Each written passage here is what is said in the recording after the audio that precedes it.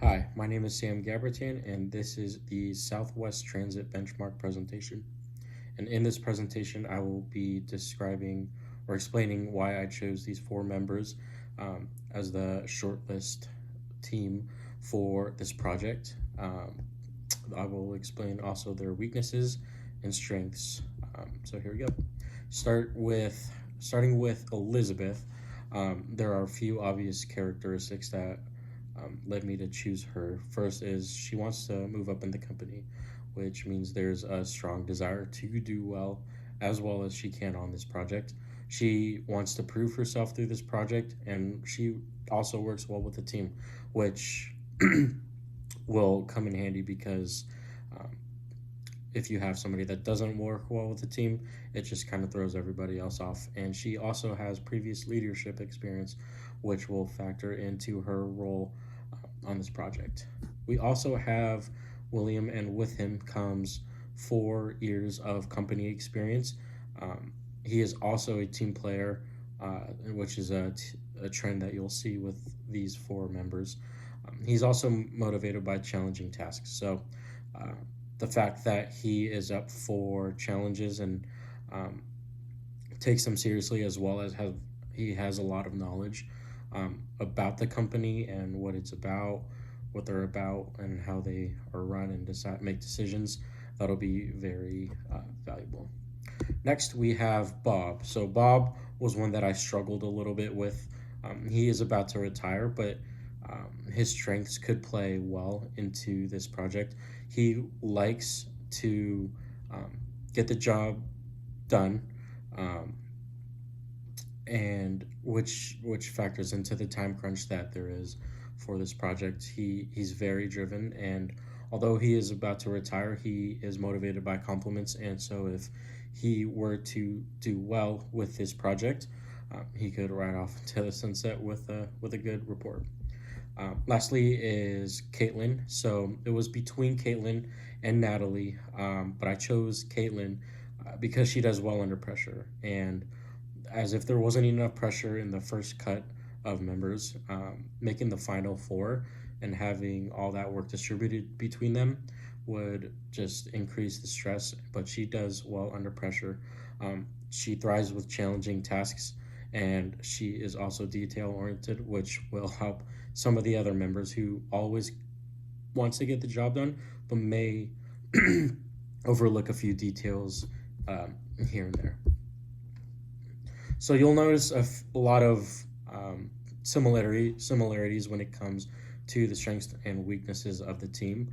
Uh, there is a good balance of both of them, however. So strengths includes they all have strong work ethics. They're open to change, and they have a desire to advance within the organization, with the exception of Bob, who is about to retire. So they are able to take on large tasks and get them done on time. And it's really important for these team members to who are open to change and who are okay with being flexible, because with a project of this size and the time crunch that they have and how many people they have on this project, excuse me, um, they will have to be flexible with all the unexpected twists and turns that will naturally come with the project. Um, they are all hard workers, and they have experience, whether it's experience within the organization or they're bringing outside experience in, um, kind of like Elizabeth is with her leadership experience. They will always work to get the job done well. So that is something that is very important. That was very important when it came to deciding who the members were going to be. Weaknesses, they all have high standards, and they all have attention to detail. And so with this, um, there is a big time crunch, and so there might be a conflict when it comes to balancing the high standards, but also making sure that they get the project done on time. So that is one of their weaknesses, and their attention to detail. So I picked a couple of people who might rush to get the work done, but the other two are going to balance that out pretty nicely. When it comes to motivation, um, To enhance the team's ability to focus on the project, management will have to adopt a variety of suitable strategies. One of them is going to be setting a clear goal with benchmarks and timelines on when certain sections or benchmarks of the project are going to be due or should be due. So, management will also organize and celebrate these benchmarks and milestones as with the team as the project progresses. Each milestone celebration will add a level of motivation for the next task, and another strategy that they could also use to motivate the team is to create awareness that the entire company's job security depends on the outcome of the project. So, no pressure there. Potential conflicts, inexperience. So, we do have two people who have been with the company for a while. So, 4 years, and then Bob, who's about to retire. We do have two new incoming people, but the balance there is that they're going to have to trust each other to get the job done correctly, but also when it comes to the inexperience of those younger two teammates, they're going to have to rely on those who have been there, but also they have to prove that they are going to be able to get the job done.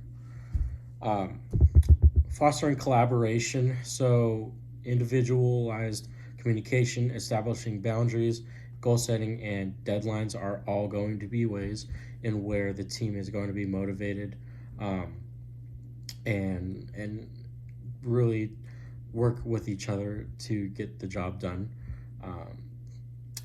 And then conscious capitalism. So TACTILE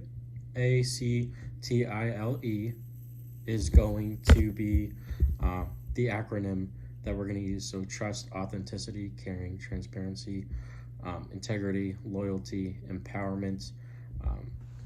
Each team member has shown they value the Southwest Transit project and the company. They want the company to succeed. And so those values that I just went over in the tactile are essential to conscious capitalism, and each member is going to be genuine in the work and do their best to not cut corners. And everyone wants to stay with the company long term, again, with the exception of Bill, who is about to retire. So several members believe that this opportunity could eventually lead to a promotion for them.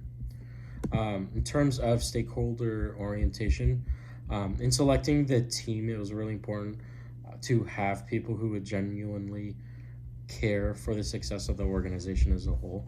Kind of what I just explained in conscious capitalism.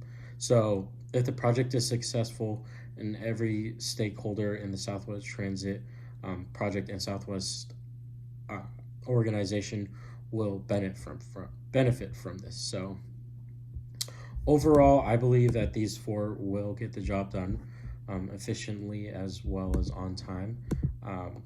Thank you for listening to my presentation.